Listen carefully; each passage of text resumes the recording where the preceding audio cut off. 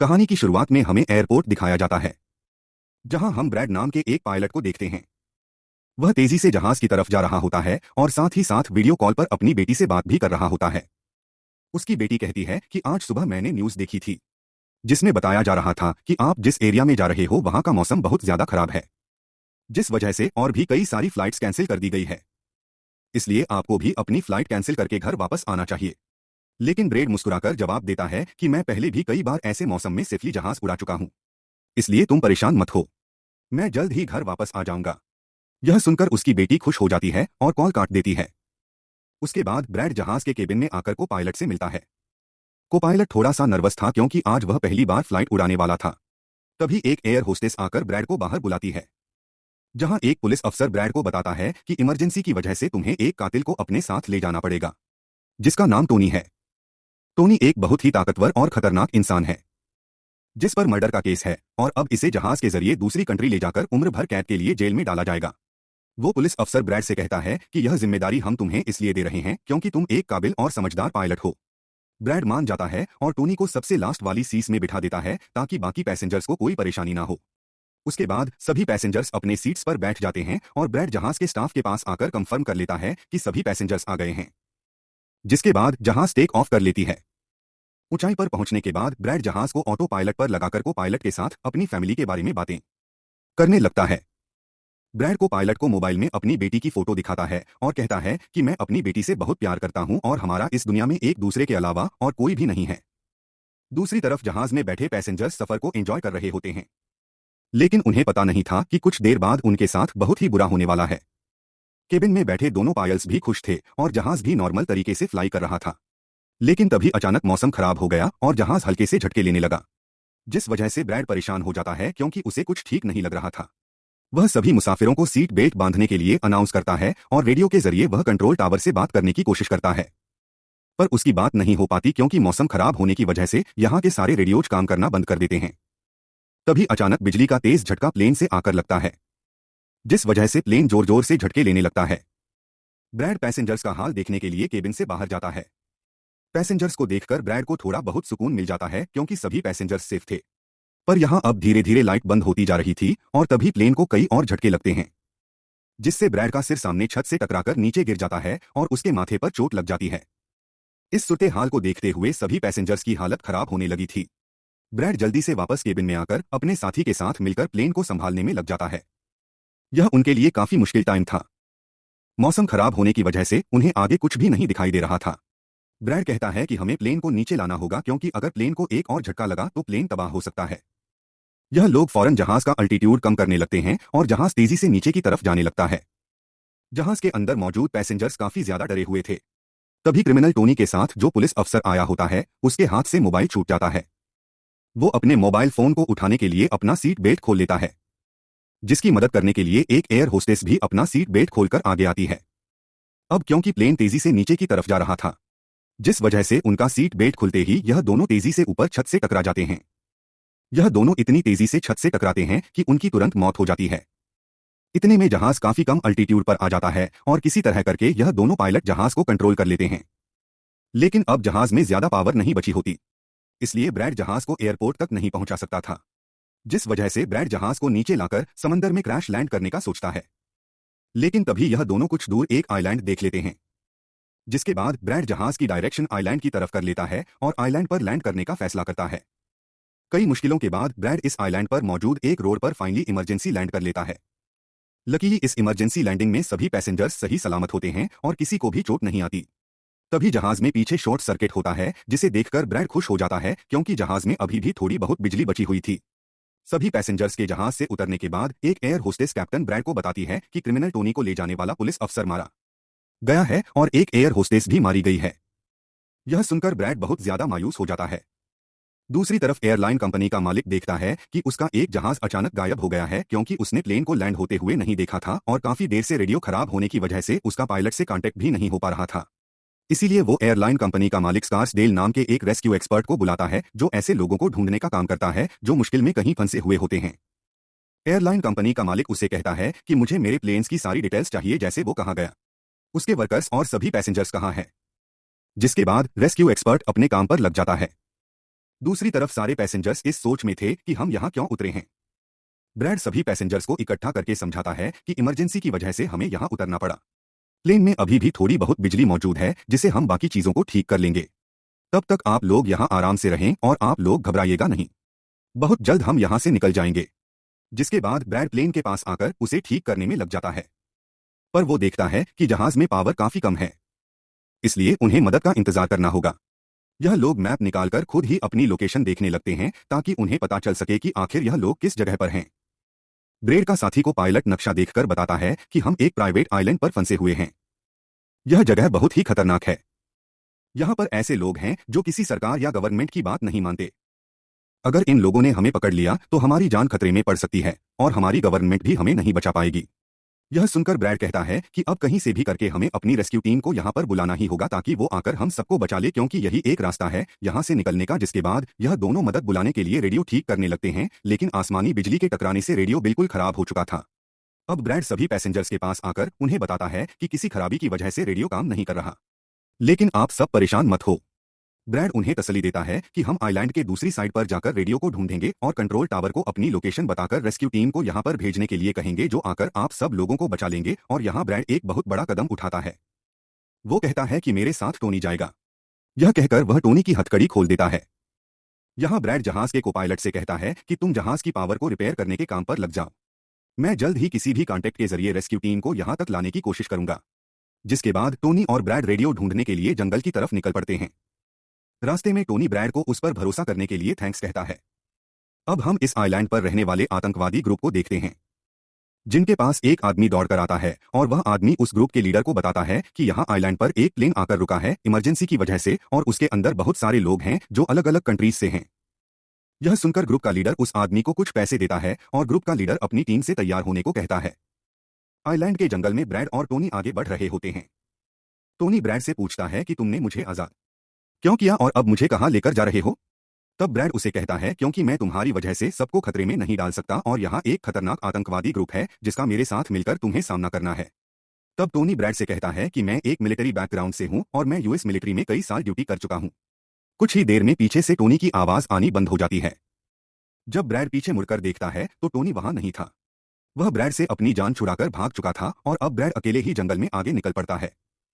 जंगल में आगे बढ़ते हुए ब्रैड एक खाली पड़ी फैक्ट्री में जाता है जहां वो एक टेलीफोन को ढूंढ लेता है, लेकिन वह पुराने जमाने का टेलीफोन खराब पड़ा हुआ था। जिसके बाद ब्रैड साइड पर लगे उस टेलीफोन के तार जोड़ने लगता है और टेलीफोन काम करने लग जाता है। ब्रैड जल्दी से कंपनी के हेल्पलाइन पर कॉल करता है। ब्रैड हेल्पलाइन को अपनी लोकेशन और सब कुछ बता देता है, लेकिन लाइन में कोई गड़बड़ी होने की वजह से सामने वाले इंसान तक उसकी आवाज ठीक से नहीं पहुंच रही होती, जिस वजह से हेल्पलाइन वाले ब्रैड की कॉल काट लेते हैं। तब ब्रैड को एक आइडिया आता है। वह अपनी बेटी को कॉल करता है और उसे अपनी लोकेशन और बाकी सारी चीजें एक पेपर पर लिखकर उसके ऑफिस तक पहुंचाने को कहता है। तभी बातचीत के दौरान पीछे से एक आदमी आकर ब्रैड पर हमला कर देता है, लेकिन ब्रैड उसे काफी मुश्किल से काबू कर लेता है और उस आदमी को मार मार कर बेहोश कर देता है। तभी ब्रैड को महसूस होता है कि एक और आदमी इस कमरे में आ रहा है, इसीलिए जल्दी से वह छिप जाता है। पर वह आदमी कोई और नहीं बल्कि टोनी था, जिसने बहुत सारे गुंडों को मारकर उनके हथियार ले लिए थे और वह ब्रैड को आवाज देता है कि डरो मत, बाहर निकलो। फिर जब ब्रैड सामने आता है तो टोनी ब्रैड को एक बंदूक पकड़ा देता है उसकी हिफाजत के लिए। उसके बाद यह दोनों जब फैक्ट्री के नीचे वाले फ्लोर में आते हैं तो यहाँ उन्हें एक कैमरा मिलता है। कैमरा की रिकॉर्डिंग और वहां पड़े पासपोर्ट से इन्हें पता चलता है कि इस आइलैंड पर रहने वाले आतंकवादी लोगों को किडनैप करके उनकी फैमिली से काफी बड़ी रकम की डिमांड करते हैं, और जब किडनैप किए हुए बंदे की फैमिली की तरफ से उन्हें पैसे मिल भी जाते हैं तब भी यह लोग उसे छोड़ने के बजाय मार देते हैं। यह देखकर ब्रैड समझ जाता है कि हमारे पैसेंजर्स भी खतरे में हैं। जिसके बाद यह दोनों बाहर निकलते हैं और सामने उन्हें एक गाड़ी दिखाई देती है। यह गाड़ी उस आतंकवादी की थी जो कुछ देर पहले ब्रैड के हाथों मारा गया।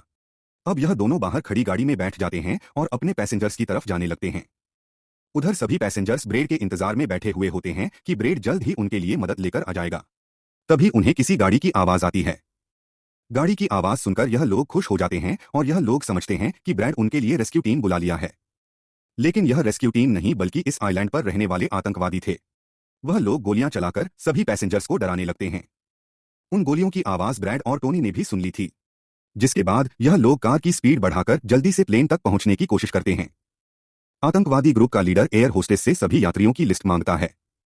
डर के मारे जल्दी से एयर होस्टेस उसे लिस्ट लाकर दे देती है। फिर गैंग का एक आदमी को पायलट से पूछता है कि तुम्हारा सीनियर पायलट कहां पर है। जिस पर को पायलट बताता है कि किसी काम से वह जंगल में गया था पर अभी तक वापस नहीं आया। तभी वहां पर ब्रैड और टोनी भी पहुंच जाते हैं, लेकिन यह दोनों चुपके से दूर से इन लोगों को देख रहे होते हैं। इसी दौरान एक औरत वहां से भागने की कोशिश करती है, पर वह लोग गोली चलाकर उसे मार देते हैं। यह देखकर ब्रैड उनकी मदद करने के लिए जाता है, पर टोनी उसे रोक लेता है और टोनी कहता है कि तुम शांत रहो, अभी जाना ठीक नहीं। गैंग का लीडर सभी पैसेंजर्स को एक बस में बैठा लेता है और गैंग का लीडर अपने दो साथियों को वहीं छोड़कर उनसे कहता है कि जाओ, जहाज के अंदर जो भी कीमती सामान है उसे ले आओ। जिसके बाद यह लोग सभी पैसेंजर्स को अपने अड्डे पर ले जाने लगते हैं। गैंग के जाने के बाद ब्रेड टोनी पर गुस्सा करने लगता है कि वो लोग हमारे पैसेंजर्स को ले गए और तुमने मुझे जाने ही नहीं दिया। जिस पर टोनी उसे समझाता है कि वो लोग काफी ज्यादा थे, अगर तुम चले भी जाते तो इतनी बड़ी आर्मी से अकेले नहीं लड़ पाते। अब यह दोनों प्लेन की तरफ बढ़ने लगते हैं और उन दोनों गुंडों को पकड़ लेते हैं जो प्लेन से कीमती सामान चुरा रहे थे। ब्रेड गन पॉइंट पर उनसे पूछता है कि तुम्हारा लीडर पैसेंजर्स को कहां पर लेकर गया होगा। जिस पर वह बताता है कि यहां से कुछ दूर हमारा एक अड्डा है और वह सब वहीं गए होंगे। दूसरी तरफ ब्रेड की बेटी रेस्क्यू एक्सपर्ट के पास ब्रेड का लिखवाया हुआ पेपर दे देती है, जिस पर प्लेन का लोकेशन और सारी जानकारी लिखी गई होती है। रेस्क्यू एक्सपर्ट सैटेलाइट की मदद से प्लेन की लोकेशन का पता लगा लेता है। उन्हें पता चल जाता है कि प्लेन एक आइलैंड पर फंसा हुआ है और उन्हें यह भी पता चल जाता है कि इस आइलैंड पर एक खतरनाक आतंकवादी ग्रुप है। इसके बाद वह रेस्क्यू ऑफिसर अपनी एक प्राइवेट आर्मी के कैप्टन को कॉल करता है और उसे यह सारी सिचुएशन समझाकर उस आइलैंड पर जाने को कहता है। प्राइवेट आर्मी का कैप्टन मान जाता है और अपने साथियों के साथ एक पैसों का भरा हुआ बैग और कई सारे वेपन्स के बैग गाड़ी में लोड करके उस आइलैंड पर जाने के लिए रेडी हो जाते हैं। दूसरी तरफ ब्रेड देखता है कि उन आतंकवादियों के ले जाने से पहले जहाज के को पायलट ने जहाज का पावर सिस्टम रिपेयर कर लिया था और ब्रेड देखता है कि जहाज में पावर वापस आ गई है, जिसे देखकर वह बहुत खुश हो जाता है। अब ब्रेड आने वाले प्राइवेट आर्मी टीम के लिए अपनी यूनिफॉर्म पर एक मैसेज लिखकर छोड़ देता है और टोनी के साथ उस जगह पर निकल पड़ता है जहां गैंग वाले प्लेन के सभी पैसेंजर्स ले गए थे। जंगल के रास्ते से होते हुए यह दोनों उन आतंकवादियों के अड्डे पर पहुंच जाते हैं और यह दोनों गाड़ी से निकलकर चुपके से उस जगह में घुस जाते हैं जहां वो सारे गुंडे पैसेंजर्स को डराकर उनकी वीडियोस बना रहे थे ताकि यह वीडियोस इनकी फैमिली को भेजकर उनसे पैसे वसूल सके। दूसरी तरफ रेस्क्यू एक्सपर्ट की तरफ से भेजी गई प्राइवेट टीम भी प्लेन के पास पहुंच जाती है, पर उन्हें वहां जब कोई नहीं मिलता तो टीम का लीडर प्लेन के अंदर जाकर चेक करता है, जहां उन्हें दो लोगों की लाशें मिलती हैं। यह वो दो लोग थे जिन्हें गैंग के लीडर ने प्लेन में से सारा कीमती सामान चुराने का कहा था, लेकिन ब्रेड ने उन दोनों को मार दिया। प्राइवेट टीम के कैप्टन को ब्रेड का छोड़ा हुआ मैसेज भी मिलता है जो उस आतंकवादी गैंग के अड्डे तक आने का रास्ता था। आतंकवादियों के अड्डे पर टोनी और ब्रेड चुपके से उन पर नजर रखे हुए थे और जैसे ही उन्हें मौका मिलता है यह दोनों चुपके से पीछे से आकर दो आतंकवादियों को मार देते हैं। फिर यह दोनों चुपके से आगे बढ़ते हैं और एक कमरे के बाहर जा पहुंचते हैं। इस कमरे के अंदर सभी पैसेंजर्स को कैद करके रखा गया था। अब ब्रेड इन लोगों को छुड़ाना तो चाहता था पर वहां बहुत सारे गार्ड्स पहरा दे रहे थे और ब्रेड के पास दरवाजे का ताला खोलने की चाबी भी नहीं थी। इसके बाद यह दोनों एक एक करके उन गार्ड्स को मार गिराते हैं और टोनी तो हथौड़ा उठाकर कई सारे गार्ड्स को हथौड़े से मार देता है। यहां ब्रेड एक गार्ड से चाबी लेकर उन पैसेंजर्स को कमरे से आजाद कर देता है। वो उनसे कहता है कि जल्दी से उसी बस में बैठ जाओ जिसमें तुम सबको आतंकवादियों ने यहां लाया था और वह सभी जल्दी से उस बस में जाकर बैठ जाते हैं। तभी टोनी ब्रेड के पास आकर बताता है कि यहां से गाड़ी के जरिए बाहर निकलने का सिर्फ एक ही रास्ता है, मगर वहां कई सारे गुंडे बंदूक लिए खड़े हैं जो हमें देखते ही हम पर गोलियां बरसाना शुरू कर देंगे। जब ब्रेड पैसेंजर्स की तरफ देखता है तो वह सभी बहुत ज्यादा डरे हुए होते हैं। अब यहां ब्रेड अपनी जान को खतरे में डालते हुए एक फैसला करता है और टोनी से कहता है कि मैं वहां पर मौजूद सभी आतंकवादियों का ध्यान भटकाऊंगा और तुम मौके का फायदा उठाते हुए सभी पैसेंजर्स को यहां से ले जाना। अब पहले तो टोनी ब्रेड को ऐसा करने से मना करता है। वो कहता है कि ऐसा करने से वह लोग तुम्हें मार देंगे, लेकिन ब्रेड कहता है कि इसके अलावा हमारे पास और कोई दूसरा रास्ता नहीं है। यह सुनकर टोनी मान जाता है। ब्रेड वहां से निकलकर आतंकवादियों के पास आता है। वहां ब्रेड गैंग के लीडर से बात करता है कि मैंने हेल्प के लिए इन्फॉर्म कर दिया है, जल्द ही यहां पर रेस्क्यू टीम आ जाएगी, इसलिए सभी पैसेंजर्स को यहां से जाने दो। यह सुनकर सभी गैंग वाले ब्रेड पर हंस पड़ते हैं और ब्रेड को पीटने लग जाते हैं। गैंग का हेड कहता है कि ऐसे कैसे छोड़ दूं, पैसों के बिना मैं किसी को नहीं छोड़ता। और अब जैसे ही यह लोग ब्रेड को मारने वाले होते हैं तभी वहां पर प्राइवेट रेस्क्यू टीम पहुंचकर आतंकवादियों पर हमला कर देती है और काफी देर तक गोलीबारी करने के बाद गैंग के कई सारे लोगों को मारकर वो ब्रेड को छुड़ा लेते हैं और ब्रेड को बस में उठाकर यहां से निकल जाते हैं। यहां गैंग का लीडर देखता है कि उसके कई सारे साथियों के साथ उसका छोटा भाई भी मारा गया। यह देखकर वह बहुत ज्यादा गुस्सा हो जाता है और कसम उठाकर कहता है कि वो इन लोगों में से एक को भी नहीं छोड़ेगा और सभी को चुनच कर मारेगा। इसके बाद वह अपनी टीम से कहता है कि जल्दी से तैयारी कर लो, हम जल्द ही इन लोगों को मारने के लिए निकलेंगे। बस में प्राइवेट टीम का कैप्टन सभी को बताता है कि हम बस 5 लोगों की छोटी सी एक प्राइवेट टीम है जो बस तुम्हें यहाँ बचाने के मिशन पर आए हैं और हम कोई रेस्क्यू टीम नहीं है। रेस्क्यू टीम को यहाँ आने में कुछ टाइम और लगेगा। यह सुनकर ब्रेड घबरा जाता है और कहता है कि हमारे पास टाइम नहीं है क्योंकि गैंग वाले जल्द ही हमारे पीछे आएंगे और हमें देखते ही मार डालेंगे। पर मेरे पास एक आइडिया है। जहाज के पास पहुंचते ही ब्रेड सभी पैसेंजर्स से कहता है कि जहाज में पावर वापस आ चुकी है, यानी अब जहाज स्टार्ट हो जाएगा और हम लोग फौरन यहां से निकल जाएंगे। इसलिए आप सब लोग जल्दी से जहाज में बैठ जाओ क्योंकि हम रेस्क्यू टीम का इंतजार नहीं कर सकते। उन्हें यहां आने में वक्त लगेगा और अगर हम यहां रुके तो उन आतंकवादियों के हाथों मारे जाएंगे। यह सुनकर सारे लोग प्लेन में बैठ जाते हैं, जबकि ब्रेड प्लेन की तमाम चेकिंग करने में लग जाता है और प्राइवेट टीम के लोग पहले से आने वाले खतरे के लिए तैयार बैठ जाते हैं। तभी अचानक वो आतंकवादी ग्रुप आकर उन पर हमला कर देता है, जिन्हें देखकर प्राइवेट टीम उन्हें रोकने में लग जाती है और यहां दोनों तरफ से काफी गोलीबारी होती है। पर इस प्राइवेट टीम के पास काफी अच्छी गन्स थी, जिस वजह से वह बहुत सारे गुंडों को मार देते हैं। ब्रेड जल्दी से प्राइवेट टीम के लीडर को बताता है कि मैं अगले 5 मिनट बाद जहाज को स्टार्ट करने वाला हूं और तुम सब भी जल्दी से जहाज में चढ़ जाना। इसके बाद ब्रेड टोनी के पास जाता है और उसका शुक्रिया अदा करता है कि तुमने मेरे इतने मुश्किल वक्त में साथ दिया। ब्रेड खुद को गोलियों से बचाते हुए अंदर जहाज में आकर अपने केबिन में बैठ जाता है और अपने साथी को पायलट के साथ मिलकर प्लेन को स्टार्ट करने में लग जाता है। उधर टोनी के पास गोलियां खत्म हो जाती हैं और जब वह बुलेट्स ढूंढने के लिए प्राइवेट टीम का बैग चेक करता है तो उसे वहां पैसों से भरा हुआ एक बैग मिलता है। लेकिन इस वक्त टोनी पैसों को छोड़कर दूसरी बैग से गोलियां निकालकर दोबारा आतंकवादियों से लड़ने लगता है। यहां तब तक ब्रेड भी प्लेन को राइट साइड पर घुमा देता है। अब प्राइवेट टीम के सोल्जर्स भी एक एक करके जहाज में चढ़ने लगते हैं और टोनी उन्हें कवर फायर देता है। पावर आने की वजह से रेडियो भी काम करने लग जाता है। अब ब्रेड को प्लेन कंपनी का मालिक बताता है कि मैं तुम्हें कोई सुरक्षित जगह बता दूंगा जहां तुम जा सकते हो। अब सभी लोग जहाज में चढ़ जाते हैं पर टोनी नहीं चढ़ता। वह पैसों से भरा बैग लेकर वहां से भागने लगता है क्योंकि अगर वह इनके साथ प्लेन में वापस गया तो पुलिस वाले उसे फिर से पकड़कर जेल में डाल देंगे। गैंग का लीडर अपने साथियों को मरता हुआ देखकर गुस्से से पागल हो जाता है। वह प्लेन के सामने रॉकेट लॉन्चर लाकर उन्हें एक ही झटके में उड़ाने का सोचता है, लेकिन सही टाइम पर टोनी उसे देख लेता है। अब टोनी जल्दी से बंदूक उठाकर उसे शूट करके मार देता है और सभी लोगों की जान बचा लेता है।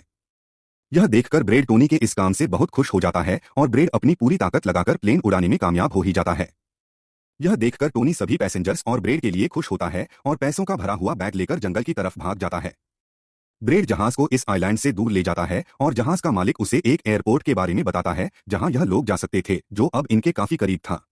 ब्रेड एयरलाइन कंपनी के मालिक की बताई हुई जगह की तरफ जहाज को ले जाता है, लेकिन तभी एक बार फिर जहाज के इंजन में आग लग जाती है और जहाज तबाह होने लगता है। इसलिए ब्रेड दोबारा से इमरजेंसी वार्निंग ऑन करता है और धीरे धीरे जहाज को नीचे रनवे पर लाने की कोशिश करता है। फाइनली बड़ी मुश्किल के बाद ब्रेड जहाज को रनवे पर उतार देता है और सब लोगों की जान बच जाती है। ब्रेड और उसका साथी को पायलट काफी खुश हो जाते हैं। उधर प्लेन कंपनी का मालिक और उसकी टीम भी बेहद खुश थी। अब ब्रेड पैसेंजर्स का हाल देखने के लिए पीछे जाता है तो वह देखता है कि सभी पैसेंजर्स सेफ हैं और यह देखकर उसके दिल को सुकून मिल जाता है। वहां खड़े सभी पैसेंजर्स ब्रेड के लिए तालियां बजाने लगते हैं और ब्रेड का शुक्रिया अदा करते हैं। कुछ ही देर में वहां उनके लिए रेस्क्यू टीम भी आ जाती है, जिसे देखकर सभी पैसेंजर्स खुश हो जाते हैं। यहां ब्रेड सभी पैसेंजर्स को रेस्क्यू टीम के साथ भेज देता है और कैप्टन फाइनली सुकून की सांस लेते हुए जहाज की सीढ़ियों पर बैठकर अपनी बेटी से कॉल पर बात करता है। इसी के साथ यह कहानी